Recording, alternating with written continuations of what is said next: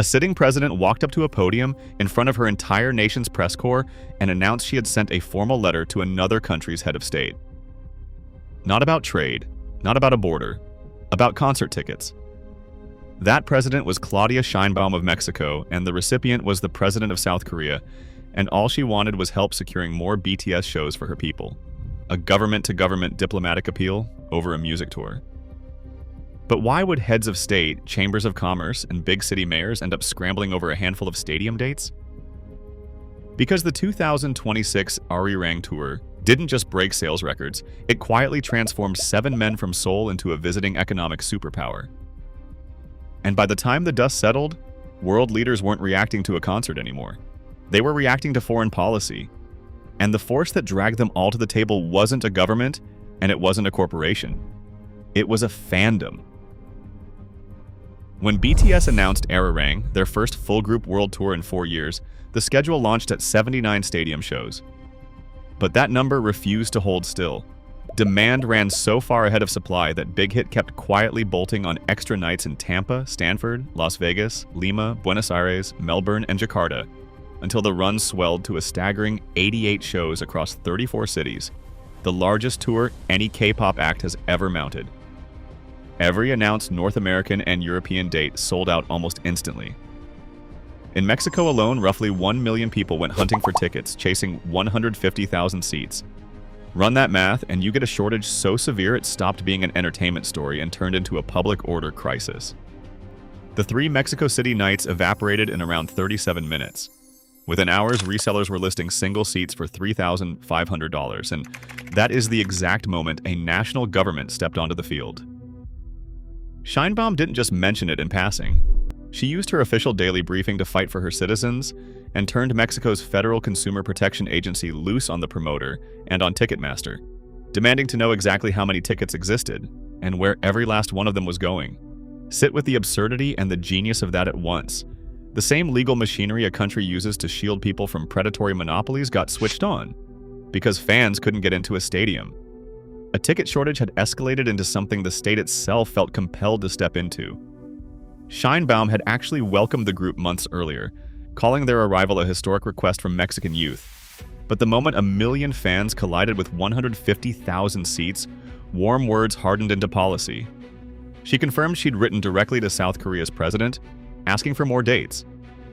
She admitted she hadn't heard back yet. She even floated the idea of authorizing massive public screenings if more shows proved impossible. They did turn out to be impossible, the promoter said. More nights simply couldn't happen. And while one president was writing letters, entire cities across the map were about to stop behaving like concert hosts and start behaving like host nations. Because these cities didn't treat this like a tour. They treated it like an international summit. When more than 100,000 people descended on El Paso, a Texas city of about 680,000, that single weekend flooded it with an inflow equal to over 15% of the entire population, arriving all at once for one band. Local officials didn't send a thank you note. The county commissioners formally proclaimed El Paso BTS Weekend and handed the group an Estimado Amigo, Dear Friend award, the kind of civic honor normally reserved for visiting diplomats. It was the first time a Korean act had ever headlined a solo stadium show in the city, and El Paso answered by bending its own calendar around it. That one 48-hour weekend poured an estimated $75 million into the local economy. Now stretch that image across a continent. In Tampa, the mayor had the city's historic Old City Hall and its downtown bridges lit up in BTS purple, and the region pulled in somewhere between $800 million and $900 million in economic activity off a single stop. Analysts even minted a word for the phenomenon, BTSnomics. And city after city, the same shockwave repeated. The band lands, and for one weekend, an entire local economy quietly reorganizes itself around 7 people. But the figure that made the financial world go silent didn't come from any American box office. It came out of Korea. Government data showed that in the commercial districts around the group's Goyang concerts, foreign visitors' card spending didn't climb 10 or 20%. It rose 38-fold. Not 38%, 38 times. And that number didn't come from a fan account or a label press release. It came from the government's own tourism ministry, the same data a country uses to measure its national industries. And those visitors weren't doing quick in and out trips. They lingered for days and outspent the average tourist several times over. The sustained kind of consumption cities normally chase with entire tourism campaigns. That is not fan behavior. That is an economic weather system, and it is exactly the machine HYBE has been building. Internally, they call it the city. A BTS stop isn't meant to fill a stadium. It's meant to turn an entire metropolis into a temporary cultural capital, dragging hotels, airlines, restaurants, and retail up with it. And that is the part governments quietly understood. A tour like this isn't just revenue. It's a national asset, a branding engine that sells a country's culture, language, and image to the world faster than any embassy ever could. Then Bloomberg ran the projection, and it landed somewhere staggering. Total Arirang revenue on track to rival Taylor Swift's Eras Tour, the single biggest tour in human history, in the neighborhood of $2.2 billion. Sit with that comparison for a second. 7 artists who had spent the last few years apart, scattered across mandatory military service, walked back onto a stage after a 4-year silence and immediately started operating at the scale of a national economy. That isn't a comeback. That's a return to power.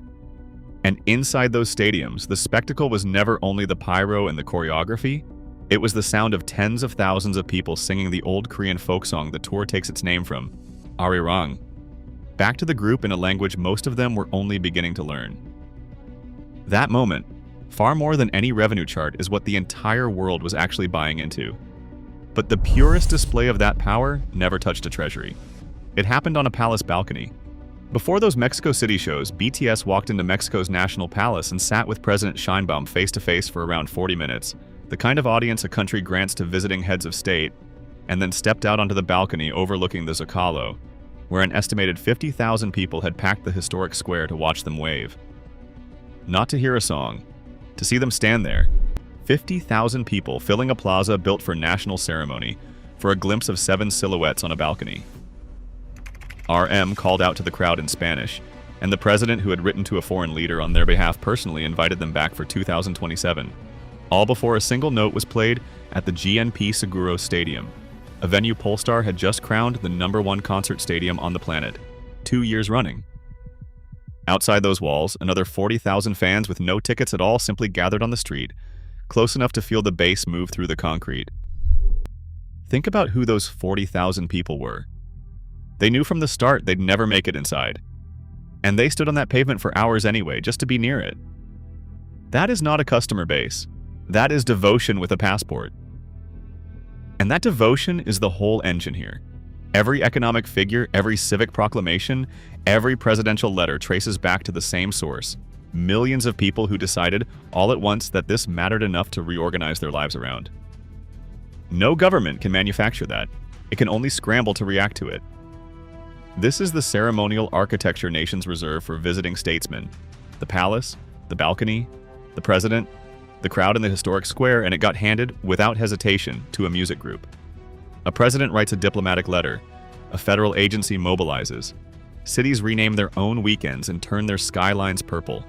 A country's spending data spikes 38-fold.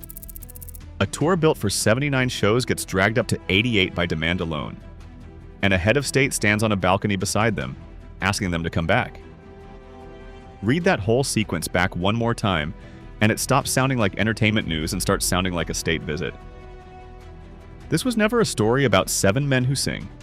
It's the story of a fandom that moved culture across borders into national economies and all the way up to the level of government, and generated more real, measurable soft power in a handful of months than most nations manage in years. ARMY didn't follow the wave. You are the wave. So prove it one more time right now in the comments. Out of every stop on this entire run, which city truly understood what it was hosting? Mexico City's diplomatic drama, El Paso's civic takeover, or Tampa's billion-dollar roar? Name it, defend it the way only ARMY can, and subscribe because everything you just watched is only the opening act of what you built.